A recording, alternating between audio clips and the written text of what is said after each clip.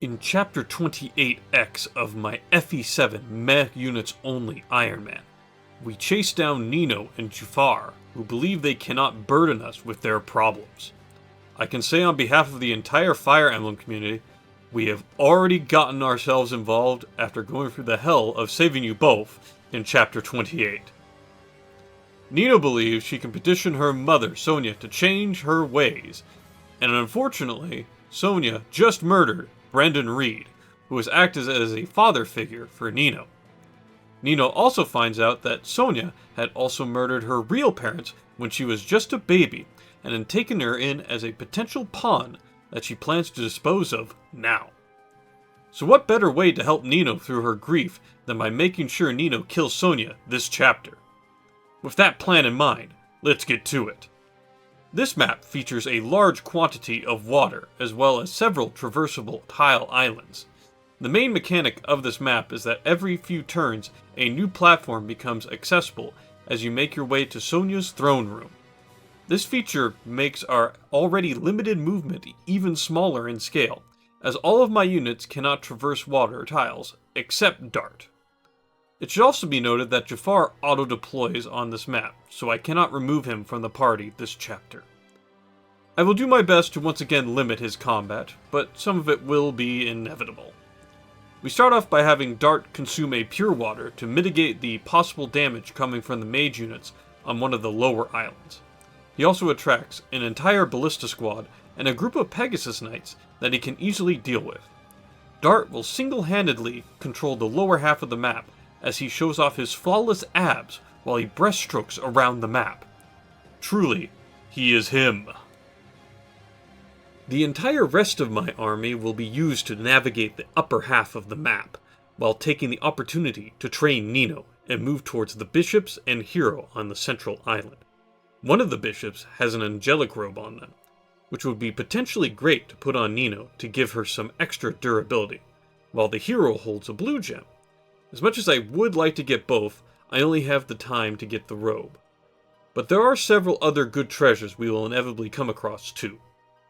By this point, the other mechanic of the map starts to come into being, and that is the paths leading to the islands will disappear behind us, meaning if you don't get everyone to the newer islands, those units will be trapped until we can either rescue them with Dart, or the paths re-emerge way later into the map.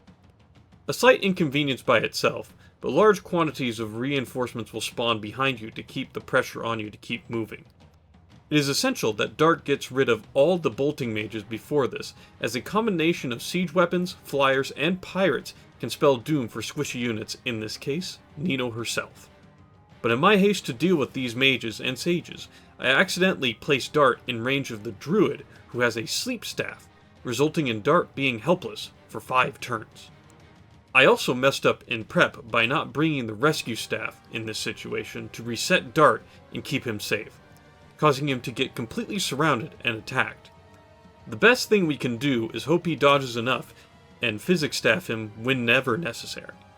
But as you can see, it is quite touch and go, as we are all barely getting a foothold on the central island and have to make sure no one is in range to be attacked by the flying units.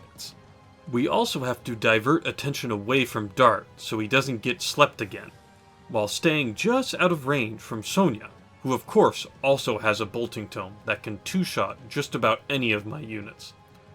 Luckily, we are able to keep Dart alive long enough to recover from the sleep staff, and encourage the druid to sleep staff lower resistance units instead.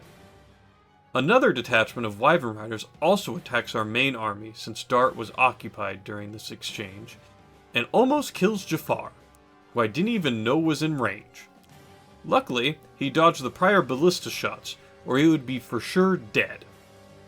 The path of his escape also collapses at the beginning of our turn, and this is where I honestly believed our army would start getting picked off, due to how many angles we would have to soon cover for.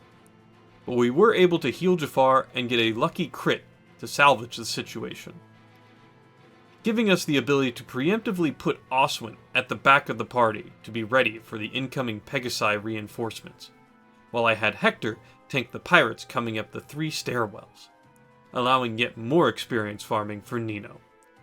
You may have noticed that the levels haven't shown up for her, but don't worry, I will save that treat for you all later. Since Nino is an est unit, I expect lots of pretty numbers. Let us go back to the map. Once we get Jafar back with our group, we have Lin hold the line against 2 generals coming from one of the southern islands using a Lance Reaver. You could then go take the path they came from to make your way closer to Sonia, but that is a bait I am unwilling to take, as I have already messed up twice on this map, and refuse to have it happen again. I also don't wish to risk forgetting the range of the druid who slept Dart earlier, because he of course also has a Lunatome. So I do what we do best, and turtle the central island until the reinforcements run dry from the north and northwest, which will eventually give us an indirect path to Sonia that goes straight south. Dart has also been cleaving units down, waiting for the inevitable reinforcements that show up on the stairway, which includes thieves that want to steal the Speedwing in the chest not too far from the main army.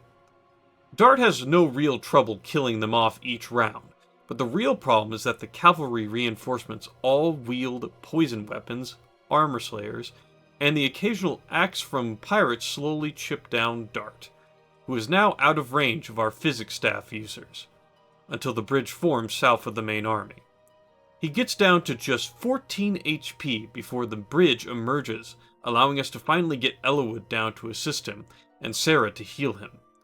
With that, we start moving our entire army down, as the platforms are going to start submerging in just a couple rounds, eventually leading to my whole army being trapped on this 4x3 island for several rounds, waiting for new platforms to appear. With the main rush of enemies dealt with, we slowly clean up the rest of the fragmented units in the south, before acquiring the Speedwing mentioned earlier. We then have Canas soak all of Sonia's bolting tomes before sending Nino and a small detachment of units to deal with Sonia's guards. Lin, Canas, Hector, and Ninian stay behind to slowly disarm Sonia so we can have Nino eventually kill her foster mother. Truly, there is no better way to get over the trauma of your entire life being puppeted by a psychopathic witch, as therapy does not exist in any Fire Emblem games, even though every main character in the Fire Emblem series as a whole could really use one. But before that catharsis can occur, we need to deal with the last group of wyverns and claim all the treasures to the northeast. We do this by first disarming all the remaining ballista and dragging individuals one at a time, so we can have Nino get ever closer to level 20. With the last few units falling, we send Matthew over to collect the 3 treasures, the first being the Fenrir Dark Tome, which is way too heavy a weapon to ever use properly. The second being Thor's Ire, a ring for Ninian that gives a 10% crit chance buff to a unit for the round. And lastly, the Recover Staff that restores an adjacent unit's HP to full. With the treasure acquired, we have our units get Sonia down to just 1 HP and give Nino the honors of victory, resulting in her last level and promotion, while taking the Fell contract on Sonia's corpse that we can use to turn a thief into a weaker utility form of itself. And without further ado, here is Nino's leveling journey to become a sage.